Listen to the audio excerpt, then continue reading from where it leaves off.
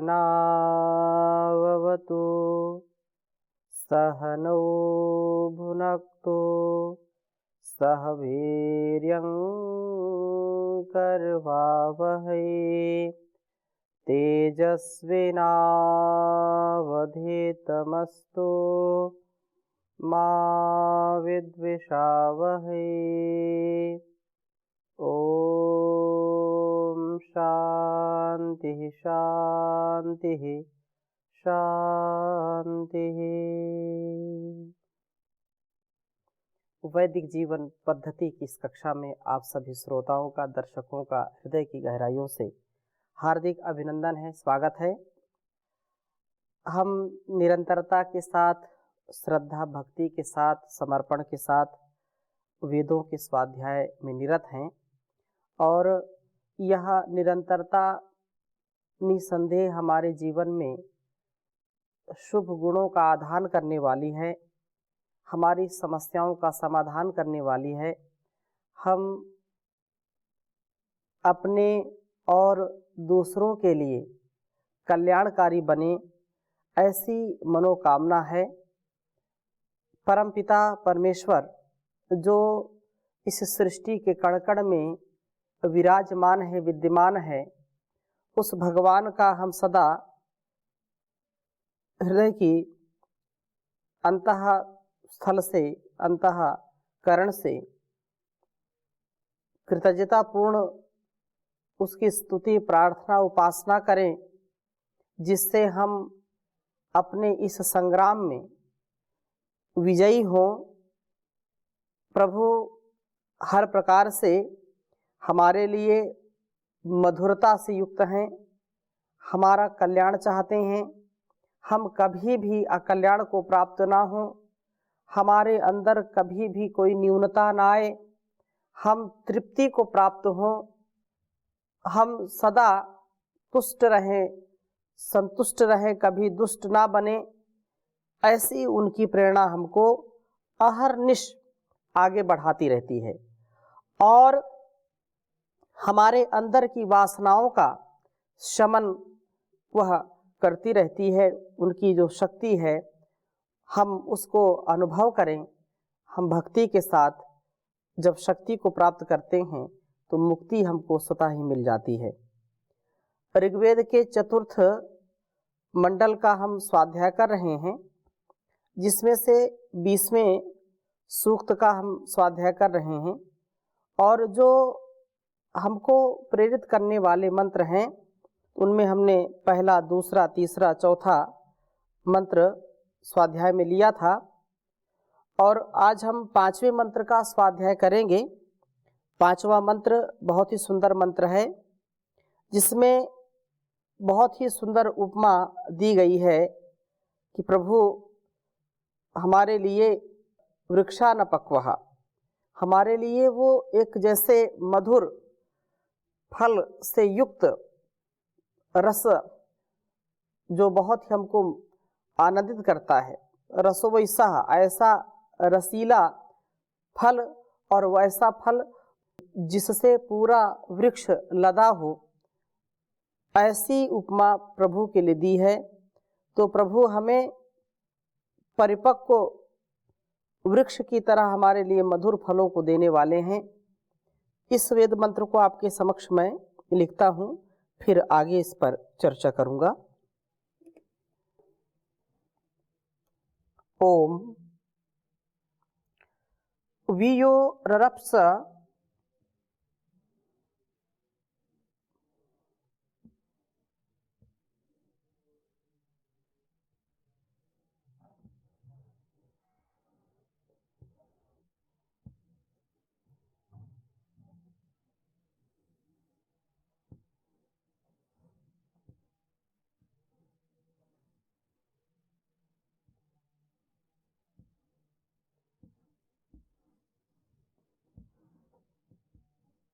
ऋषिभिर्नवेक्षिभिर्वृक्षो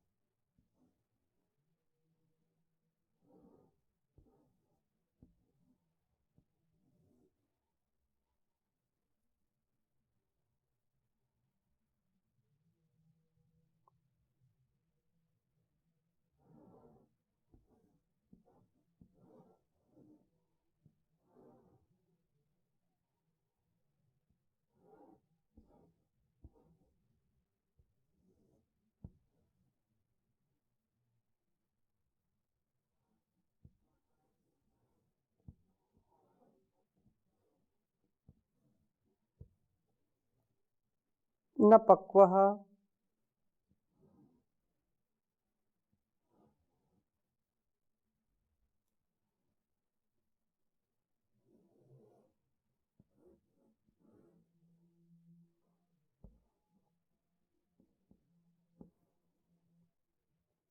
शृण्यो न जेता।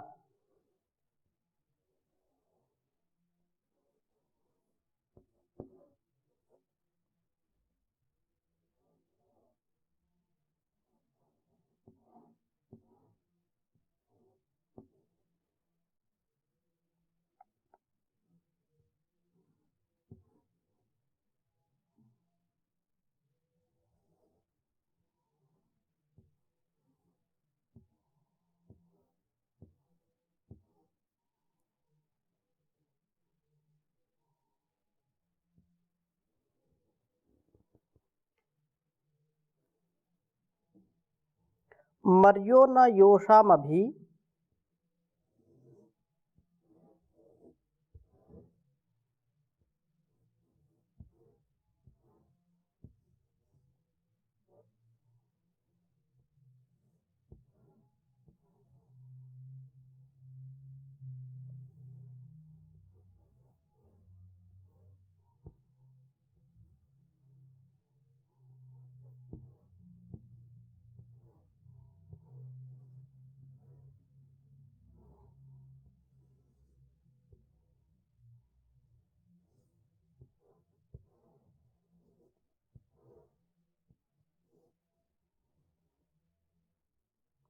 मन्यमानोच्छा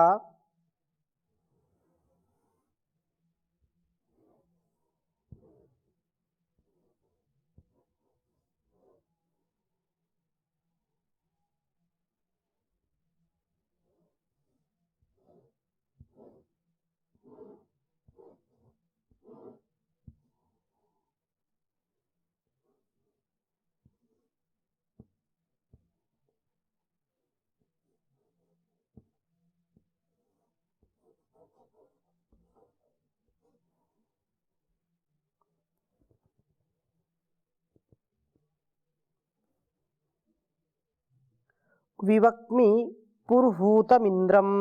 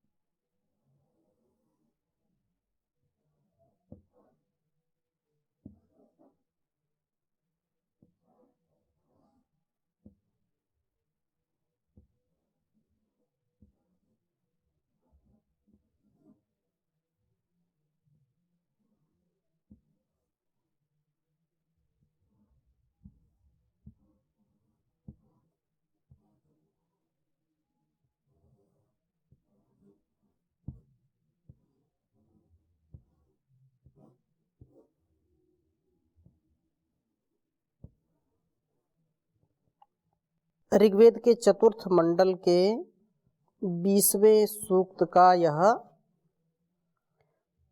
5वां मंत्र है।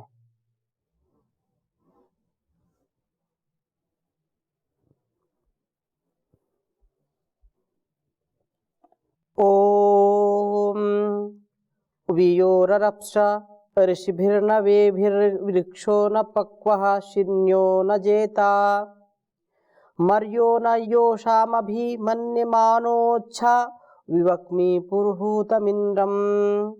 ओम वियोररप्स ऋषिभिर्न वेक्षिभिर्वृक्षो न पक्वः शिन्यो न जेता मर्यो न योषामभिमन्यमानोच्छा विवक्मि पुरुहूतमिन्द्रम्। बहुत सुंदर चर्चा की है। मैं पुरुहूतम, पालक व पूरक है पुकार जिसकी आराधना हमारा पालन व पूर्ण करती है। अर्थात जब हम पुकारते हैं उस परमात्मा को, हृदय हमारा जब क्रंदन करता है, जब हम पाही पाही रक्ष माम त्राहि माम पुकार उठते हैं, तो जो हमारी रक्षा के लिए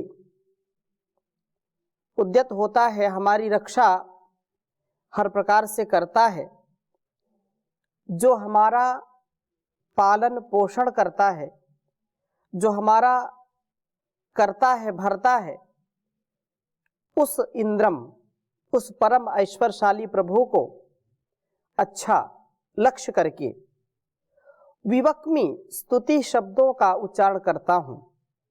विवक्मी, मैं उसको ही अपना लक्ष्य मान करके, उसको अपना आराध्य मान करके, उसको अपना पूज्य मान करके विवक्मी स्तुति शब्दों का, स्तुति प्रार्थना उपासना से युक्त होकर के ऐसे मंत्रों का, ऐसे प्रार्थनापूर्ण शब्दों का उच्चारण करता हूँ। यह जो प्रभु नवे भी नवगतो गतिशील क्रियाशील ऋषि तत्वद्रष्टा पुरुषों से विररपसे विविध रूपों में स्तुत किया जाता है। वस्तुतः प्रभु का उपासन इसी में है कि हम क्रियाशील बने और तत्व दर्शन के लिए यत्नशील हों। हम अपने इस सुंदर जीवन को पाकर के केवल भोगों में, रोगों में अपने आप को खो ना दें। यह हमारा परम कर्तव्य है कि तत्व ज्ञान को हम प्राप्त करें। हम कौन हैं, इस जीवन को क्यों दिया गया है, इस संसार को क्यों बनाया गया है, हमारा क्या कर्तव्य है। क्या केवल भोग विलास ही हमारा कर्तव्य है? क्या कुछ कर्तव्यों का निर्वहन ही हमारा जीवन का लक्ष्य है? केवल पति पत्नी, बेटा बेटी, संतानों की उत्पत्ति ही हमारा कर्तव्य है, अथवा और भी कुछ कर्तव्य है? तत्व ज्ञान हम समझें, ईश्वर, जीव और प्रकृति के सच्चे स्वरूप को समझें तथा अपने इस अस्तित्व को समझ करके उसके प्रति जागरूक हों। एक पल का भी नैराश्य नहीं, उदासी नहीं, हताशा नहीं, निराशा नहीं। हम चरे वेती इस उपासना के पथ पर, अध्यात्म के पथ पर, उत्साह के पथ पर, कल्याण के पथ पर, धर्म के पथ पर, विवेक वैराग्य के पथ पर आगे बढ़ करके जीवन और जगत को शुभ से भर सकते हैं, दिव्यता से भर सकते हैं, आनंद से और शांति से भर सकते हैं, आप्लावित कर सकते हैं, पुष्पित पल्लवित सुगंधित सुरभित कर सकते हैं, विलसित कर सकते हैं, उसको अभिसिंचित कर सकते हैं, अभिषिक्त कर सकते हैं। तो यहाँ यही बात कही है कि हम तत्व दर्शन के लिए यत्नशील हों। और वे प्रभु वृक्षः न पक्वः, अर्थात पके हुए फलों वाले वृक्ष के समान हैं। जिस प्रकार से परिपक्व वृक्ष मधुरतम फलों को देने वाला है, इसी प्रकार से प्रभु हमारे लिए हितकर मधुर फलों को प्राप्त कराते हैं। यह अत्यंत महत्वपूर्ण बात है कि परमात्मा की ही विशेष कृपा से हम अलग अलग प्रकार के फलों का रसास्वादन करते हैं। कितने प्रकार के विविध रंग बिरंगे फल फूल और उनमें अलग अलग प्रकार के स्वाद रस, क्या कहना। अनार की बात करें उसका अलग स्वाद है, आम की बात करें उसका अलग स्वाद है,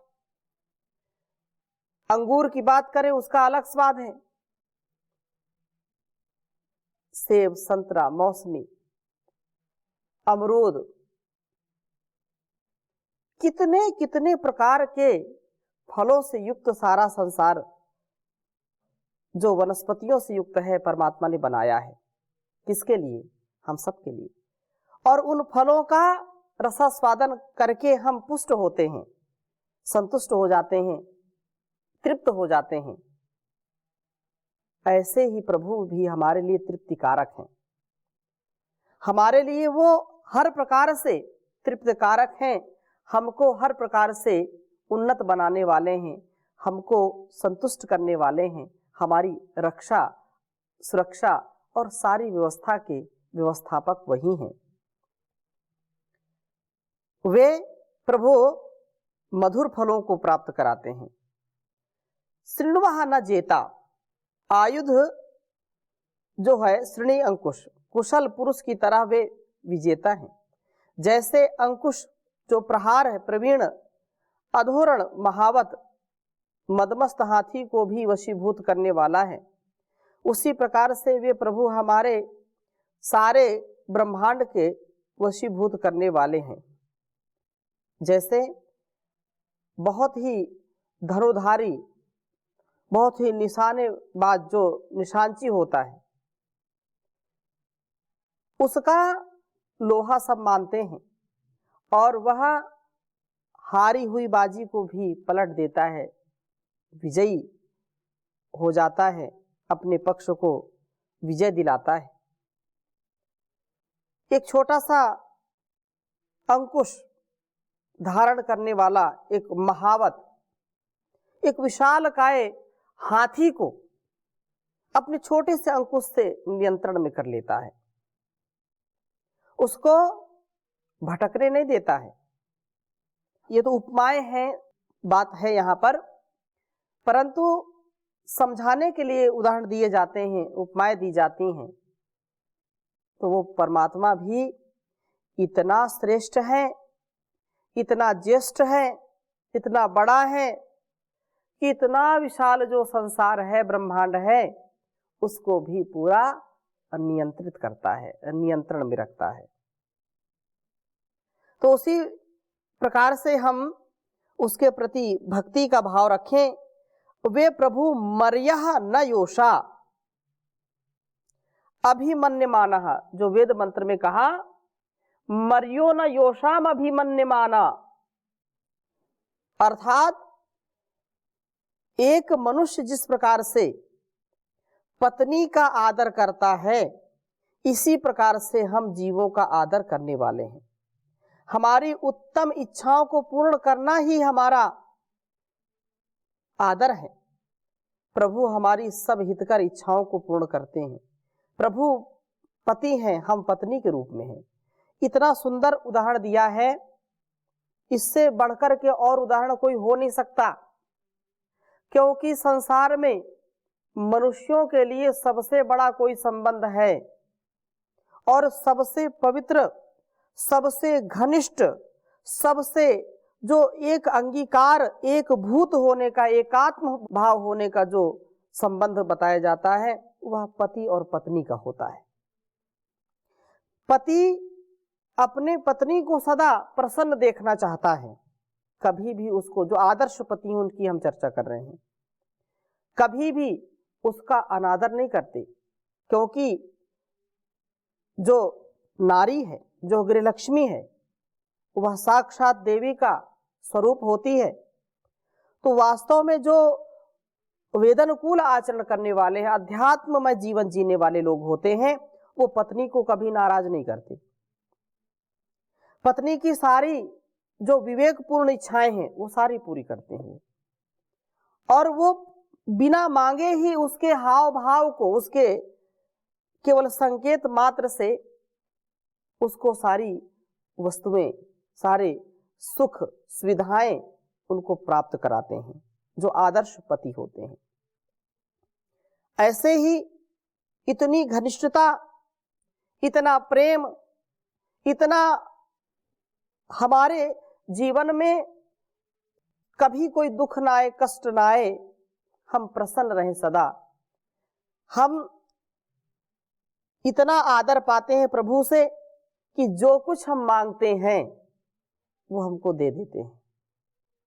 जो हमारी इच्छाएं हैं, उन इच्छाओं का वह पूर्ण करने वाले प्रभु हैं। प्रभु हमारे लिए सर्वहितकारी हैं, संपूर्ण इच्छाओं को पूरा करते हैं। प्रभु परिपक्व वृक्ष की तरह हमारे लिए मधुर फलों को देने वाले हैं। आयुध कुशल पुरुष की तरह हमारी वासनाओं को पराजित करने वाले हैं तथा प्रभु पति हम पत्नी के रूप में हैं। यह एक रहस्यवादी एक प्रकार से, क्योंकि काव्यमय यह संपूर्ण उपदेश है, तो काव्य में जो रस है, जो उपमा है, अलंकार है, छंद है, वो सारा यहाँ पर हमको अलग अलग वेद मंत्रों में दृष्टिगोचर होता है। तो यह निसंदेह हमारे लिए अत्यंत कल्याणकारी है कि हम जैसे एक आदर्श गृहिणी, आदर्श पत्नी अपने पति की आज्ञा के विपरीत कोई कार्य नहीं करती है, पति का सदा प्रियाचरण करती है और पति धर्म का वो सदा पालन करती है। ऐसा बिल्कुल नहीं माना जाता कि पति तो उसकी इच्छाएं पूरी करता रहे, वस्तुओं को देता रहे, उसका सम्मान करता रहे और पत्नी उसका अपमान करती रहे। ये आदर्श गृहस्थी नहीं होंगे, आदर्श पति पत्नी नहीं होंगे, आदर्श पति पत्नी के संबंध नहीं होंगे। तो आदर्श संबंध क्या है? आदर्श संबंध ये है कि पत्नी भी पति का पूरा आदर करे। और उसकी आदर करने की स्थिति क्या है? जैसे यहाँ कहा कि प्रभु वह ईश्वर एक पति के रूप में है, वो जगत पति है, वो परम पिता है, पतियों का भी पति, सबका पति है, अधिपति है, वह ब्रह्मांड का पति है। तो जैसे पति पत्नी की रक्षा करता है, पत्नी की सुरक्षा करता है, उसकी इच्छाओं की पूर्ति करता है, उसका आदर करता है, उसका भाव समझ करके संपूर्ण सुख उसको देना चाहता है, ऐसे ही आदर्श पत्नी वो है जो अपने पति का प्रियाचरण करे, उसकी आज्ञा का पालन करे, उसकी आज्ञा के विरुद्ध कोई कार्य ना करे। तो यदि हम पत्नी के रूप में हैं तो हमारा कर्तव्य यह है कि हम सदा प्रभु का ही गुणगान करें, प्रभु से इतर अन्य किसी की उपासना ना करें।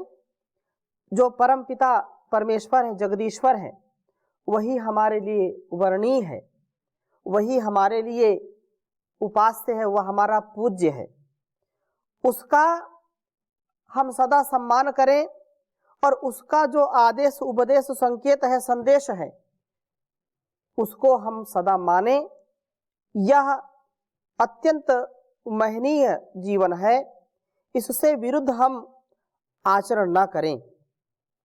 जब हम प्रभु का सुमिरन करके उसकी आज्ञा का पालन करेंगे तो निसंदेह हमारा जीवन श्रेष्ठतम बन जाएगा और शोक सिंधु से हम बच जाएंगे। प्रभु की कृपा हम सदा मन में स्वीकार करें और सदा भला करते जाएं संसार का, क्योंकि उसकी यही आज्ञा है कि हम स्वयं अच्छे हों और दूसरों को भी अच्छा करने का पुरुषार्थ करें।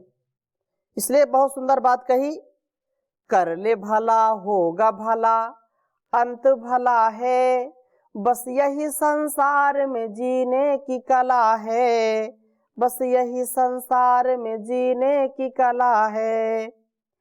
जिसने नेकी बदी को विचारा, भेद जीवन का समझा वो सारा, रंग भरी दुनिया से वह मुंह मोड़ चला है, बस यही संसार में जीने की कला है, बस यही संसार में जीने की कला है। पाप जिसने कभी ना किया है, दीन दुखियों को जीवन दिया है, उनका हरा भरा बाग सदा फूला फला है, बस यही संसार में जीने की कला है, बस यही संसार में जीने की कला है। उस पिता की शरण में जो आया, ईश भक्ति में मन को लगाया, क्रोध की अग्नि में वो कभी न जला है, बस यही संसार में जीने की कला है, बस यही संसार में जीने की कला है। शोक सिंधु से चाहते हो तरना, भूल कर भी बुरा कुछ न करना। मान लो इसकी बड़ी बेमोल सलाह है, बस यही संसार में जीने की कला है, बस यही संसार में जीने की कला है।